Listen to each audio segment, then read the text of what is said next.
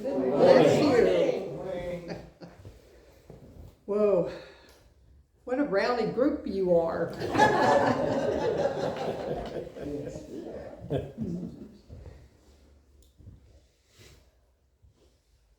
I was thinking about the time my oldest sister, came to California to visit me from Georgia.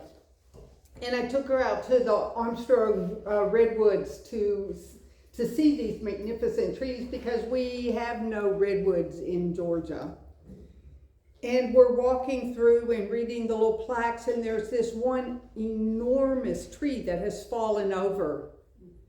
And we're reading the plaque, and it's talking about how redwoods have shallow roots that connect together. And how because of this, the trees have the tendency in a storm to blow over.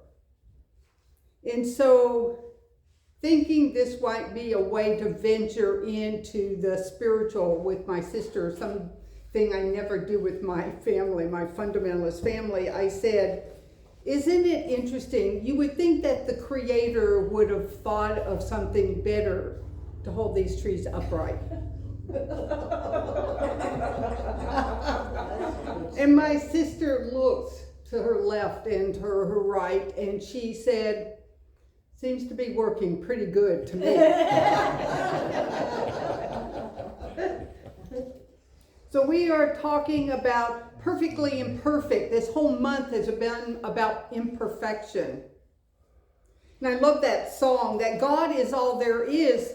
The challenge for us through our dual minds, our visions, our perceptions, is that they're individual expressions of the divine instead of that oneness, that one forest, that one life, that one community of beings. And I thought about this when I first heard about the subject. I thought, perfect and imperfect, they're really just made up ideas.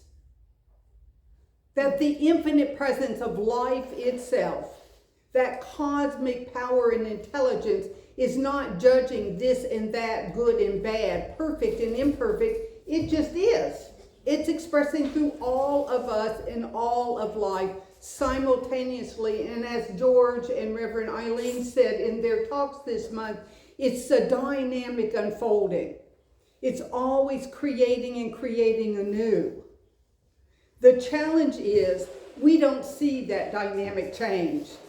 In fact, we usually just see change when it catches our attention because we're not liking what's going on.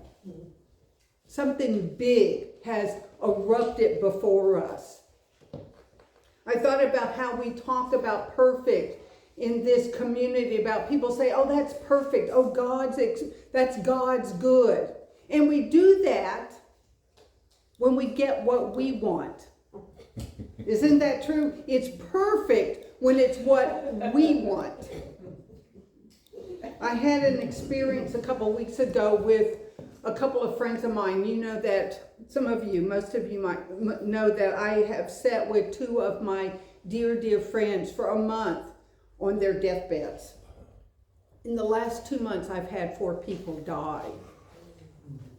And I was out trying to find solace in the woods because I hadn't been into the woods for a month because my whole time was from one bedside to the other to my bed. And so I was out walking. Now, as I was coming home down this trail, I ran into 2 good friends, 2 colleagues of mine. And they started talking. I don't know if they'd been talking about this already, talking about 2 elderly people in their lives, a family member, that they're dying. They're in their 90s, I believe, and they're talking about how this is how it's going to happen, and this is when it's going to happen. And I said, death seems to have its own way. I said, I've just been sitting with 2 dear friends making their transition. One of them was 60 years old. Death just seems to have its own way. And they went on with their story. no, this is how it's going to be. This is how they've already decided. I just know this is how it's going to be. And then I started sharing about my perspective on longevity, because I've never been a longevity kind of person. I mean, I have never had a goal that's what I wanted, getting old. I had two parents that lived into their mid-90s, and I watched them, and I'm like, this is not a divinely inspired expression. And I just said that. And then I started talking about just being grateful where I was and where I have aches and pains. And my friend looked at me and said, well, that's just a belief. Now that was true.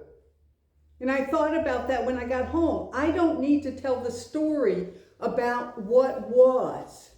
Do you do that? We describe our reality by what we have experienced in the past.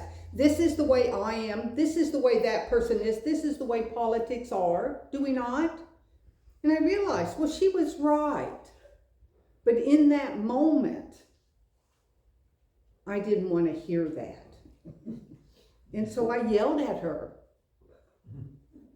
And she whipped around and she yelled back and she said, I don't want to be in this abuse. And immediately when I yelled, I realized how short I felt, how little space, and how depleted I felt.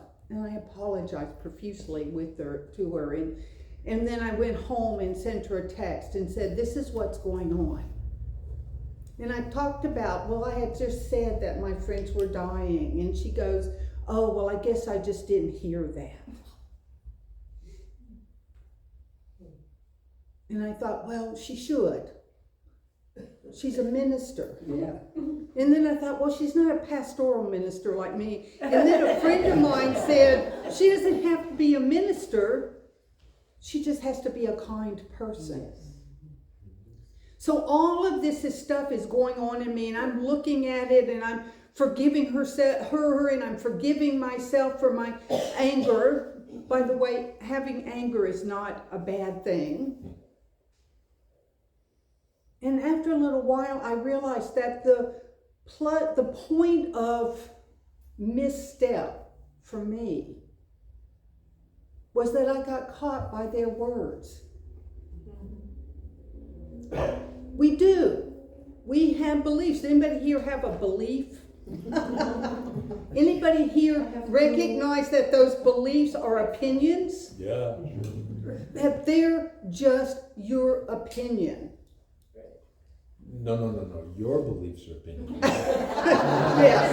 Yes. And that's so good that George says that, because we all believe that our beliefs and opinions are right, don't we? And so here we are in this spiritual teaching, not a secular teaching, not making our life just the way we want, but recognizing that God is all that there is. It's a spiritual practice and understanding to call us back to that bigger perspective. I don't know the absolute truth. Does anybody recognize that they may not know the absolute truth? Now, some opinions, some beliefs may be more well thought out, more intelligent, more informed, but they're still beliefs. I was thinking of coming here, and I was thinking, here we are at our center, and we have a belief. All over the world, people are at spiritual centers, and they're expressing their beliefs. And I thought, what if we had signs at the doorway of centers in churches and synagogues that said, leave your beliefs at the door? Then we'd have to come back to what is the fundamental understanding of our teachings. That fundamental understanding that there's only one thing happening, one intelligence, one power, one life. And that requires us to put our story down and to look again, right? Here we are in a divisive time in our country. And I have feelings about it. You have feelings about it? But the people on the other side of the aisle, whatever your side is, they have feelings about it. And they think their feelings are right. And those feelings come from their deep experience in that enculturation that they grew up in, and even actually in the wiring of their brains.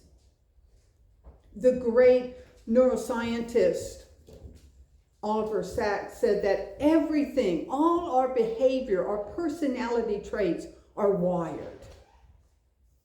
We're born into this body of being. We have ideas and comparisons and judgments of how we should be. So here we are exploring imperfection and perfection.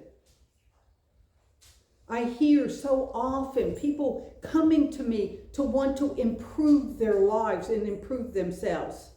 It's a legitimate thing. We're not accepting and saying it's okay to have bad behavior.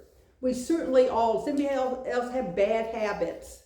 No. Bad habits. A couple of bad ones. Bad, unuseful ways of thinking. And we're just called back to that greater awareness, that possibility that I only know my limited experience and expression.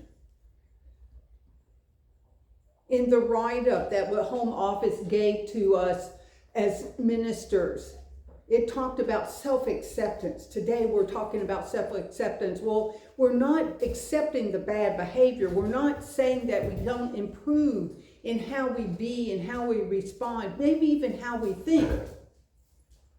We're just saying that we're not broken to begin with.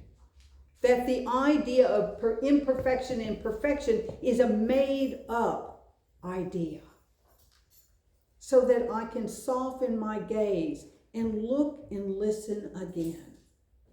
Because if we're going to meet any sort of resolve at the peace table or at the breakfast table, any of you ever have challenges at the breakfast table?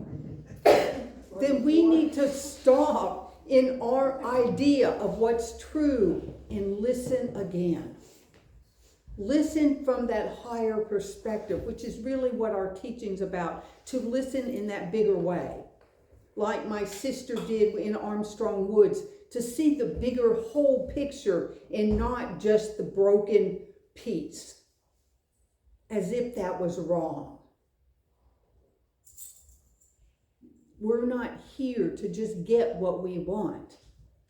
We're not here to just make things nice. We're not really here in this teaching to improve.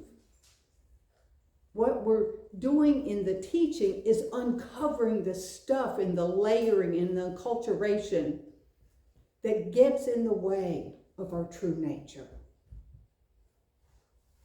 I spoke last month about love, being with my friends on their deathbeds. Now, all of these people that have passed, I knew their quirkiness. I knew those places that Ernest Holmes might call their flaws and foibles. And he says we are born with those flaws and foibles, and we don't even know why. But it's not that we're bad or wrong, that we have humanness. It's just humanness.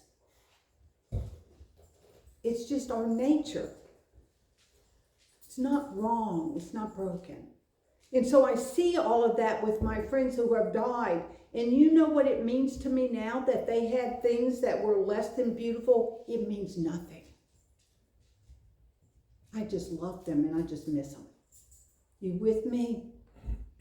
We might consider just loving people before we're at the missing end. To be those gentle spirits and that gentle heart, so that we can realize a greater expression of what we truly are, and maybe a greater expression of our world. I found this quote. This is by Henry Schuckman, who wrote the book, The Art of Being Wrong. Woo! I love that. The art, who likes being wrong in this room? The art of being wrong.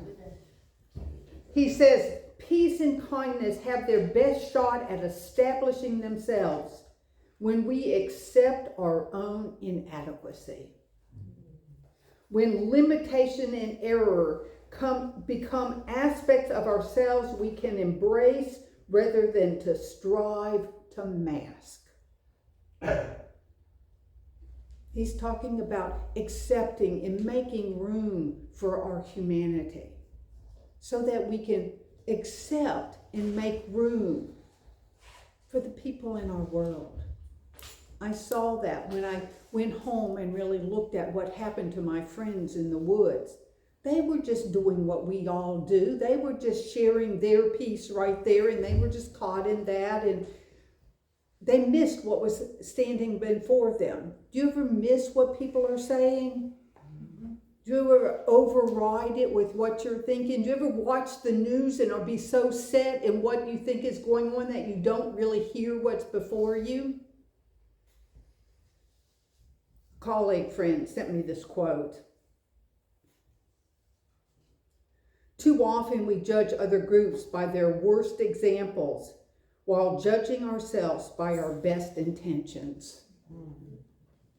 And this has strained our bonds of understanding and common purpose. The reason I asked her to send this to me is because it was written by George W. Bush. For me, that made me take a step back. Because our tendency in our brain, by our very wiring, is to see all good, all bad. And that's really just not the nature of life. You go through the Armstrong Woods. I noticed this on the way up to Mendocino this morning. You look out into those beautiful woods, and there's brush and messiness and things falling down, things rotting. Yes? Yeah. Same thing in our human community. And we are being asked to look anew and look from that bigger perspective.